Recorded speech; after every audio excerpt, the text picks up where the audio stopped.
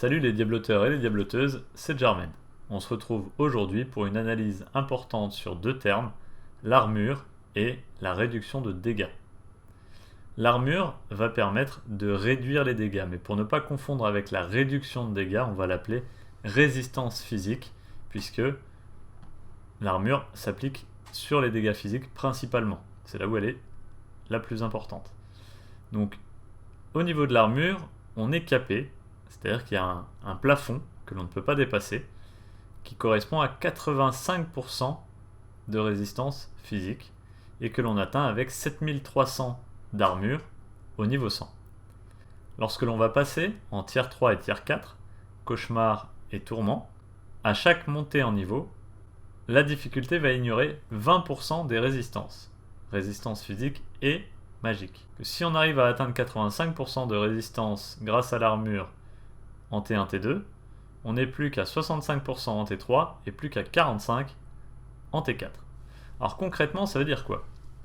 Ça signifie que si une attaque de 100 de dégâts arrive, en T1, T2, je ne prendrai que 15 dégâts puisque je vais en ignorer 85%.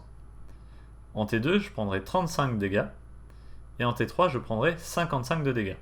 Donc vous pouvez voir ici que ça monte de manière significative et vous imaginez bien qu'en T3 et en T4, ce ne sont pas des attaques à 100 de dégâts qui vont arriver, mais bien plus. Donc on sera plus exposé à ces dégâts. L'armure donne aussi de la résistance magique.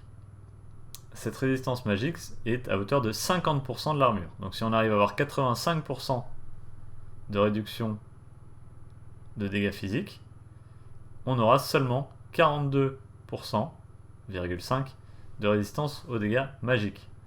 32,50 en T3 et 22,50 en T4. Ce qui signifie qu'une attaque de 100 de dégâts magiques nous inflige 57,5 de dégâts au niveau T1, T2, 67 au niveau T3 et 77 au niveau T4. À cela, il faudra ajouter les résistances magiques du personnage et du build pour rééquilibrer la résistance aux dégâts. Maintenant, nous allons sur la réduction de dégâts, damage reduction. Et là où c'est intéressant, c'est que peu importe le tiers, T1, T2, T3, T4, eh bien ça fait ce que c'est censé faire, c'est-à-dire ça réduit l'entièreté des dégâts. Alors ici on a pris l'exemple Android. On a facilement 50% de réduction de dégâts. Et bien sur une attaque physique à 100 de dégâts, on ne prendra que 50 de dégâts. Sur une attaque magique à 100 de dégâts, on ne prendra que 50 de dégâts. Que ce soit en tier 1, en tier 2, en tier 3 ou en tier 4. Alors ces 50 de dégâts que je vais prendre, dans tous les cas, on va leur appliquer en plus la réduction de dégâts physiques ou magiques que l'armure va procurer. Donc je ne vais prendre que 50 dégâts. À ces 50 de dégâts, il faudra appliquer en plus la résistance aux dégâts physiques ou magiques procurée par l'armure. Donc imaginons que j'ai de nouveau 50% d'armure qui est procurée par l'armure que je possède en T1 ou en T2, et bien sur ces 50 points de dégâts que je suis censé subir, je n'en subirai que 25. Donc l'importance des réductions de dégâts, ou damage reduction en anglais, vient principalement du fait que quel que soit le tiers et quelle que soit la nature des dégâts, eh bien cela va pouvoir s'appliquer.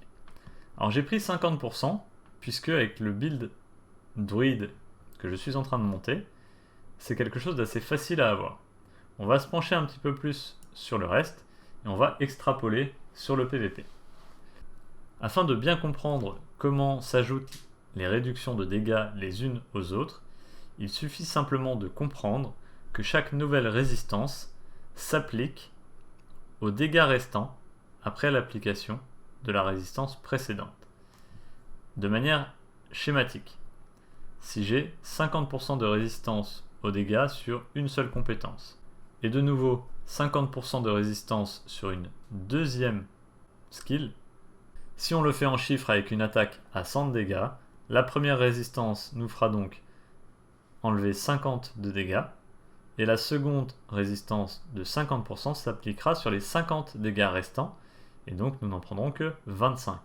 Ensuite, si nous rajoutons encore 50%, eh bien on divise encore par 2 ce chiffre, etc., etc. Ce qui fait que il est très difficile d'atteindre le niveau 100, et plus on augmente, et plus les valeurs, et moins les valeurs ont d'effet sur les dégâts que l'on subit.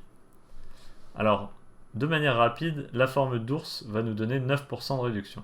On y ajoute 10% de réduction sur la skill de cyclone, 15% de réduction après avoir utilisé une skill défensive, nous en avons 4, donc on sera de manière permanente à 15%, et enfin, donc 20% sur l'aspect, ce qui nous fait un total de 47%, peut-être un peu moins parce que je viens de corriger 46 on va dire, et enfin si on trouve un Shaco, on rajoute 20%, ce qui nous amène à 58% de réduction de base.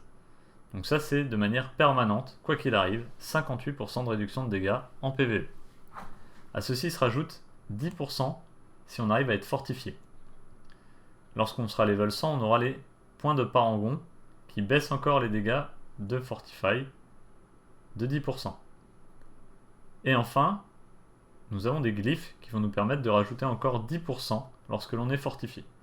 Ce qui fait monter à un total de 70%. Vous avez vu, on passe de 58, donc presque 60%, à 70% avec 30% supplémentaires. Donc on a bien une perte, mais ça reste globalement efficace. Ensuite, si on joue une barrière, on a un glyphe qui nous donne, lorsque vous êtes sous barrière, vous avez 10% de réduction de dégâts supplémentaires. On jouera avec Bulwark, je ne connais pas le nom de la skill en français, et avec l'augmentation de la durée de cette skill pendant 9 secondes, donc on sera sous une barrière pendant un certain temps, c'est pour ça qu'on le considère. Se rajoute à cela le passif du cyclone, qui fait que toutes les 10 secondes et pendant 2 secondes, au lieu d'avoir 10% de réduction, on monte à 30% de réduction, mais pendant seulement 2 secondes. Donc on fera un petit pic, on va considérer qu'on sera plus aux alentours de 73, mais on fera un petit pic à 79, quasiment 80% de réduction de dégâts, ce qui est énorme. Ça c'est pour ce qui concerne les réductions de manière permanente. On peut dire que 73%, lorsqu'on est sous barrière fortifiée, on arrivera à le rester pendant un certain temps. Donc on peut espérer avoir 73% de réduction de dégâts de manière quasiment permanente. Alors oui, il va falloir trouver un Shaco. Et là où c'est encore plus intéressant, c'est qu'en rajoutant des skills qui, elles, appliquent encore de la réduction de dégâts, on arrive à monter encore plus haut. On a Debilitating Roar qui va faire monter... Alors j'ai pris le 58% en référence, je n'ai même pas pris tout ce qu'il y avait au-dessus. Donc on va passer de 58% à 86% de réduction de dégâts. Alors ça va durer uniquement 4 secondes. Ensuite, si on rajoute une pulvérisation, on enlève encore 20% de dégâts. Donc ça monte à 88%. Vous avez donc bien compris qu'on pousse à son maximum la réduction des dégâts, la damage reduction. Et ensuite, on va compléter avec l'armure pour réduire encore les dégâts que l'on va subir. L'idée étant de voir jusqu'où on peut pousser cette mécanique. Et j'ajouterai que lorsque l'on rentre en PvP, on a 93% de damage reduction qui est appliqué à tous les personnages. Et si on reprend mon build, si on ajoute les 93% aux 88%, on arrive à 99% de réduction de dégâts en PvP. Je suis curieux de tester et de voir ce que ça va donner. À ce petit pourcent de dégâts qui reste, on appliquera bien sûr les résistances physiques et magiques de l'armure et des résistances magiques du personnage. Donc normalement on va avoir quelque chose de très tanky pour le PvP. Maintenant il va falloir faire la part des choses entre la tankiness et les dégâts. Donc une fois qu'on aura tous les aspects, une fois qu'on sera monté au niveau 100, une fois qu'on aura les glyphes, on pourra peut-être se permettre d'enlever le cyclone et éventuellement Blood Hall, la forme de loup-garou qui permet de soigner, pour aller chercher plus de dégâts. Si le build vous intéresse, je vous mets le lien dans la description et je vais vous le commenter rapidement. Au niveau des aspects, on va donner de la réduction de dégâts à l'ensemble des alliés. On va réduire de 20% les dégâts, on en a parlé avec la basic skill. Ici, on va pouvoir soigner tous les compagnons. On va étendre la durée de Bulwark. On va augmenter notre armure. On va augmenter les dégâts en fonction de la quantité de Fortify. Et enfin, on va augmenter les dégâts pour chaque seconde où on se tient immobile, stand still. On se tient sur place. Et enfin, pulvérisation est aussi une skill de terre, ce qui va permettre de l'utiliser comme une skill de terre avec le passif ici Obsidian Slam tous les 10 kills. Et bien la prochaine skill de terre Overpower. Donc on va avoir une pulvérisation qui est garantie d'Overpower une fois. Toutes les 12 secondes avec le passif ici, et bien lorsque l'on est LC, toutes les 12 secondes on a un deuxième pulverize qui Overpower, une pulvérisation qui Overpower, et enfin lorsque l'on est en forme d'ours ici pendant 20 secondes, la prochaine skill va pouvoir Overpower aussi. Alors les Overpower se stackent entre eux a priori, ce qui va pouvoir permettre de faire un Overpower avec Obsidian Slam, un Overpower avec le passif et un Overpower avec la forme d'ours.